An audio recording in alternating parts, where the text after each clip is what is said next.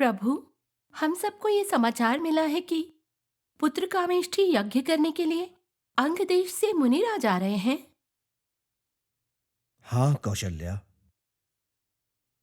हम और हमारे कुल गुरु जाकर उस महान ऋषि से यज्ञ करने का आग्रह करने वाले हैं, जिससे हमारी मनोकामना अति शीघ्र पूरी हो जाए। स्वामी, हम चाहे कितनी भी श्रद्धा भक्ति से यज्ञ करा लें, लेकिन हम तीनों का दुख देखकर मैं सत्य कहती हूँ स्वामी, हमारा मन विचलित हो जाता है।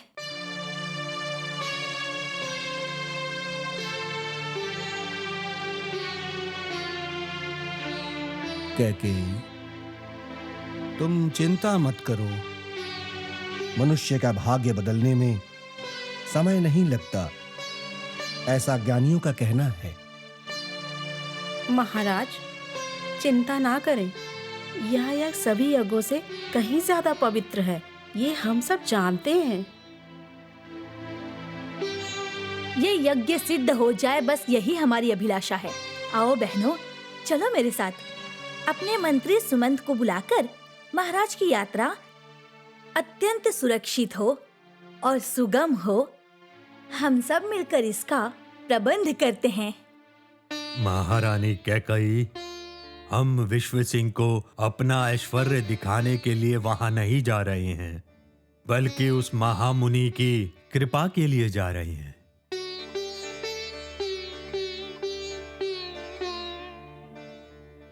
हाँ कैकेयी, कुलगुरु वशिष्ठ का कहना उत्तम है। विश्व सिंह से मिलने के लिए ये चक्रवर्ती नरेश दशरथ नहीं, एक साधारण सा दास जाएगा। इसीलिए मेरे साथ दास दासियों को जाने की आवश्यकता नहीं है। मैं तो उनकी शरण में जा रहा हूं, इस कारणवश मैं पैदल ही जाऊंगा।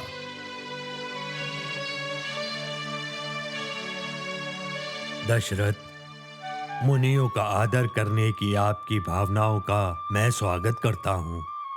महाराज, मुनि विश्व सिंह द्वारा आपकी इच्छा अवश्य पूर्ण होगी।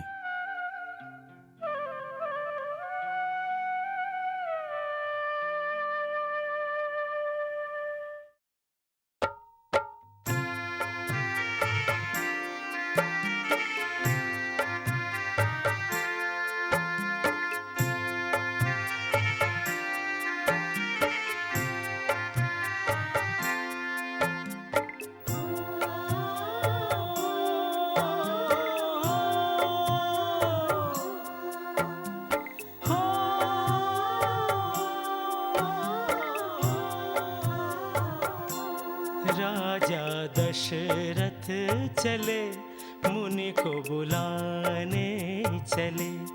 राजा दशरथ चले, मुनि को बुलाने चले। अवध नगरिया कृतज्ञ हो जाई हो, अवध नगरिया कृतज्ञ हो जाई हो। मुनि जी के हाथों से जो यज्ञ हो जाए। पधारिए महाराज, पधारिए।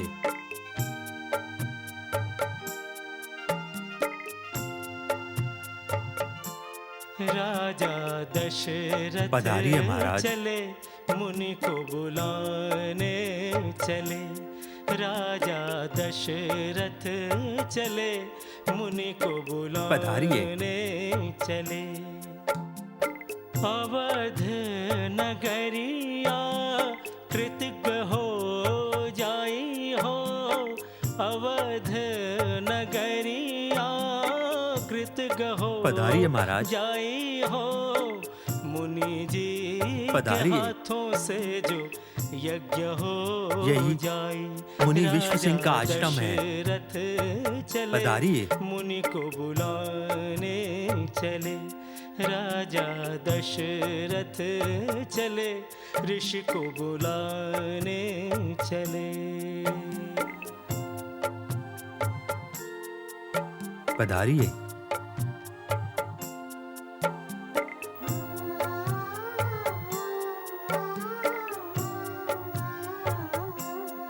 पधारिए महाराज, पधारिए, पधारिए।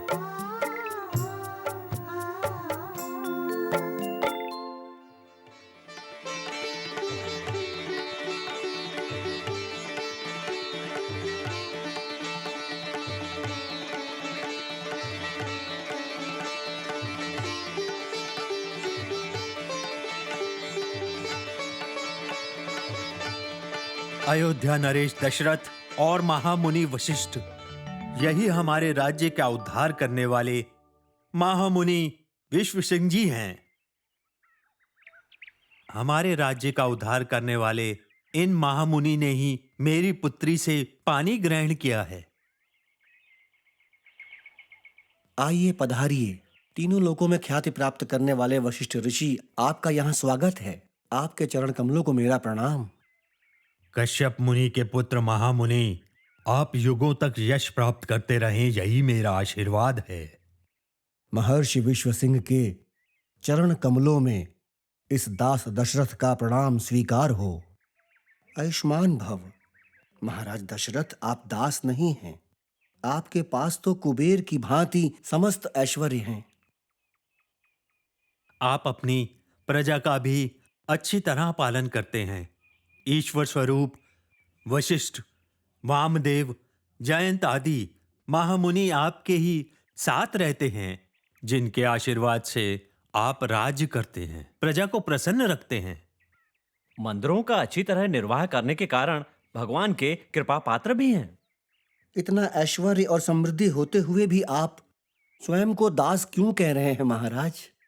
ऋषिवर, चाहे कितना भी ऐश्वर्य हो, किंतु मनुष्य के पास संतान न हो तो वो दास ही है। ऐसे मनुष्य को तो किसी भी लोक में स्थान नहीं मिलता। इस कटु सत्य का वर्णन तो शास्त्रों में भी मिलता है ऋषिवर।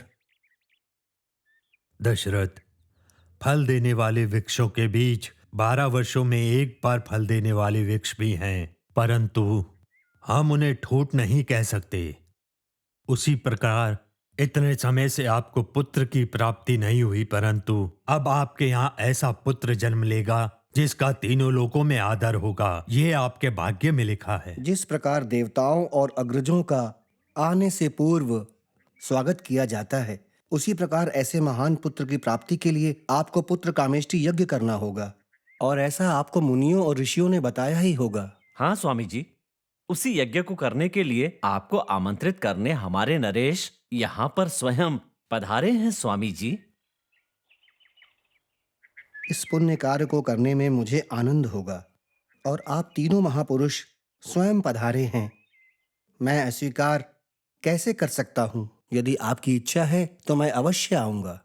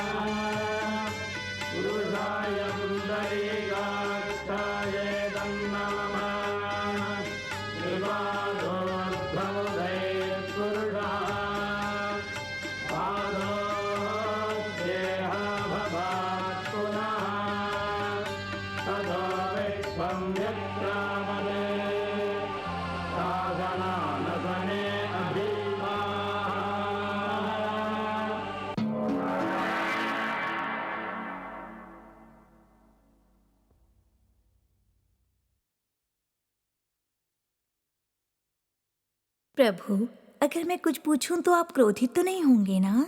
शक्ति, मेरे शरीर में आधा भाग आपका है। मैं आपकी बात से क्रोधित नहीं होऊंगा। जो पूछना चाहती हैं पूछिए।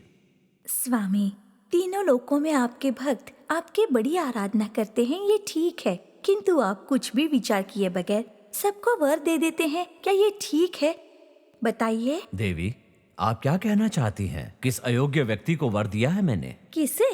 स्वामी, पहले आपने भस्मासुर नामक राक्षस जिसने आपकी स्तुति की थी, तो आपने उसकी इच्छानुसार उसे वर दे दिया कि वो जिसके शीश पर अपना हाथ रखेगा वो भस्म हो जाएगा। उस वर का प्रयोग उसने आपके शीश पर हाथ रखकर आप पर ही करना चाहा, और इसी कारण मेरे भ्राता नारायण को आपको बचाने के लिए मोहिनी रूप धारण करना पड़ा। इतना ही नहीं, असुरों के राजा रावण की भक्ति से प्रसन्न होकर मुझे ही उस रावण की पत्नी बनना पड़ जाता। वो तो मैंने काली का रूप धारण कर लिया, इसलिए वहाँ से बच के निकल गई। जैसा कि मैंने पहले भी कहा था, कुछ भी सोचे बगैर, जाने बगैर आपने उस असुर को आत्मलिंग दे दिया। स्वामी, वो तो नारायण और हमारे पुत्र गणेश ने जाकर उस लिंग को छुड़ाकर स्थापित कर दिया, इसलिए हम बच गए। इतना ही नहीं, उस असुर को आपने किसी भी देवता, असुर या अन्य प्राणी द्वारा वध नहीं हो सकता ऐसा वर दे दिया। प्रभु, अब देखिए, उसके आतंक से सारे लोगों में हाहाकार मचा हुआ है। देवी, सृष्टि में जो जो जब जब होना होता है तब तब वो अवश्य होता है। चाहे मनुष्य हो, चाहे देवता हो, धन, बुद्धि और शक्ति का जिसे अहंकार हो जाता है, उसी अहंकार से एक न एक दिन उसका नाश अवश्य होता है। रावण जैसे तपस्वी को जब अपने अहंकार के कारण नष्ट होना पड़ेगा, तब अन्य लोगों को इससे एक शिक्षा प्राप्त होगी। यही कारण है किसी को भी अहंकार अपने वश में न कर ले, इसके लिए देवता समय समय पर अवतार लेते रहते हैं। अभी तुम जिस रावण की बात कर रही थी ना, उस रावण के वध के लिए तुम्हारे भ्राता नारायण ने पृथ्वी पर साधारण मनुष्य के रूप में जन्म लेने का संकल्प किया है। उनके इस अवतार को सफल करने के लिए देवतागण वानरों के रूप में अवतार लेने वाले हैं।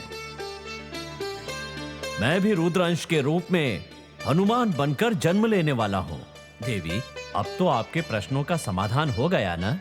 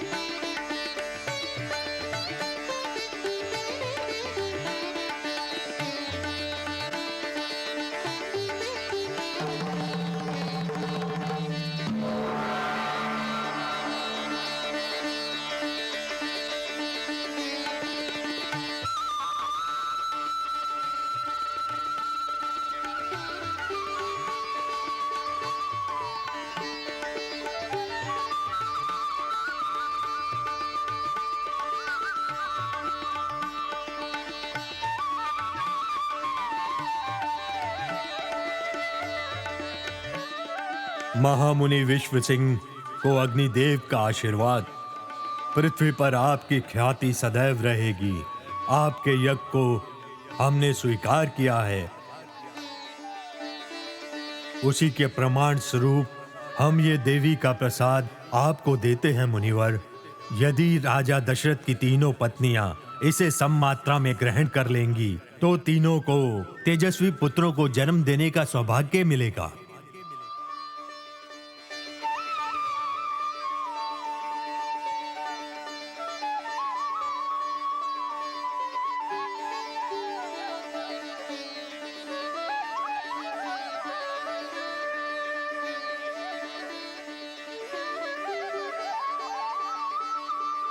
यह लीजिए,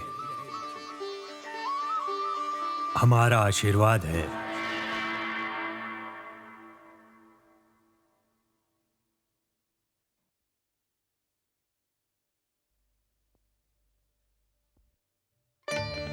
महाराज दशरथ, हमारा यज्ञ पूर्ण रूप से संपन्न हुआ। आपके कुल का नाम गौरवान्वित होगा।